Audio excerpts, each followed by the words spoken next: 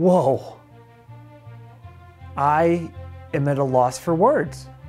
Still, haven't slept since Sunday, can't remember my last meal, and since the Vikings' improbable, sensational last-second victory against the Saints, I have not ingested any liquid that is not caramel colored. Because holy mother of God, that's an all-timer, not just for the Vikings, in the history of the NFL. It's statue shit. Decades from now, in NFL lore, alongside Bradshaw to Franco Harris, Montana to Dwight Clark, will be Keenum to Stefon Diggs. It's just, wow. Yeah! Yes!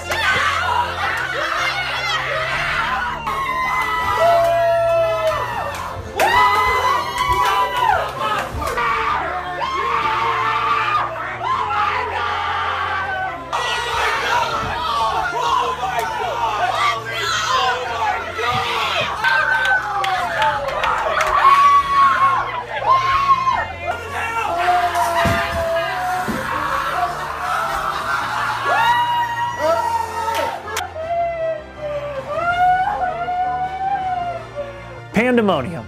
Man, after all we've been through, and how it seemed like for sure it was happening again, and at the hands of this terrible, rotten franchise.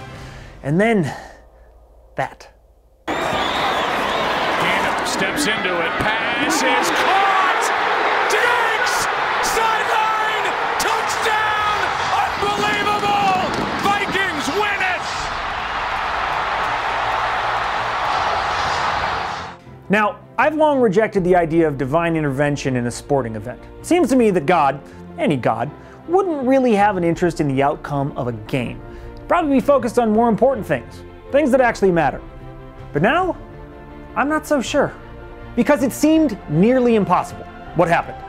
To let the game slip away like they did, only to have it all rescued at the last second on a play that can just be described as miraculous.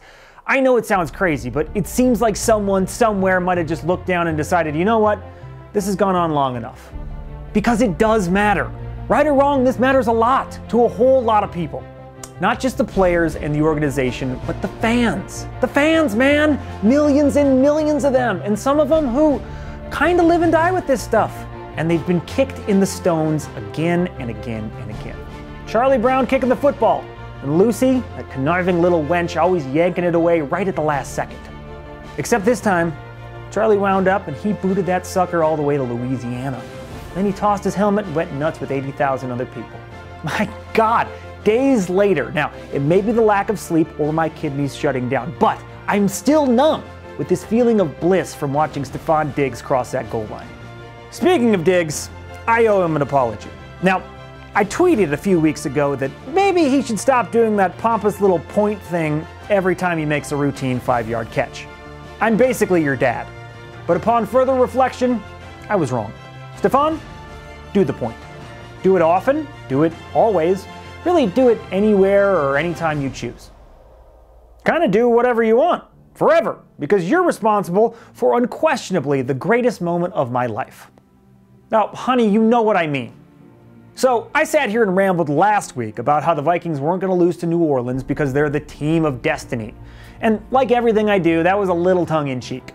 But with 25 seconds left in that game Sunday, boy, was I feeling dumb about that one. Why would I go and say that after what the Vikings have done to us so many times? Why would I let myself believe? Why would I try to convince other people to believe? It was one more shovel scoop on top of that pile of depression that was already beginning to set in. And then it happened. 61 brilliant yards for Stefon Diggs. And Case Keenum has just taken the Minnesota Vikings to the NFC Championship game in a game none of us will soon forget. And then I realized, no, you idiot. This is what destiny looks like. It looks like undrafted, unwanted Case Keenum hitting Stefon Diggs for the greatest play in franchise history, in circumstances that looked uncompromisingly dire. It looks like things just happening and not really being able to explain them. It looks like grown men being at a loss for words for a thing that they just did. It looks like the Vikings looked on Sunday. It looks like that one day that after decades of being kicked in the proverbial stones, the good guys finally get a miracle. If that ain't destiny, I don't know what is. 1 down, 2 to go. What an incredible effing ride. Skol Vikes. I'm gonna go take a shower.